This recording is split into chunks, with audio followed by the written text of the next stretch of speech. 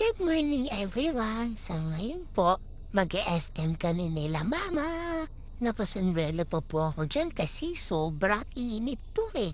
Nilagyan ako ng sombrero ni ate. At nandito na nga po kami sa loob ng SM at parang gusto ko na agad magmarka. Ayan po, hindi ako tapos sa escalator, pero tapos sa elevator. Pero nung medyo nasanay ako, nakaramdam ako na di naman po pala siya nakakatakot ko, okay lang ako.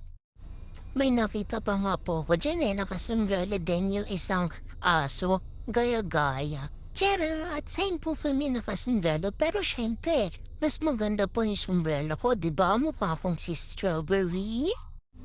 Yan guys, tignan niyo ako guys. Di ako takot sa escalator. Tignan niyo, wait lang, tagal kasi eh. Yan na guys. Oh, di ba? Ang galing ko. Tapos guys, may nakita nga po pala akong pogi do'n. May nasipat akong pogi. Grabe, kaso ayoko palipitin ni ate. Umakyat na kasi kami kasi umalis na sila mama, maiiwan ako. Yan guys, sayang, di ko siya nakilala. Tapos guys, binuhat ako ni mami. Ayaw ko naman pong pabuhatin. Gusto kong maglakad eh. Tapos syempre, di pwedeng wala tayong markang gagawin dito sa SM. Kailangan lagi tayong may marka.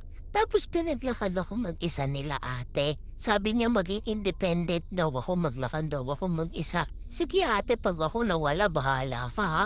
Iiyak ka talaga pag ako nawala dito.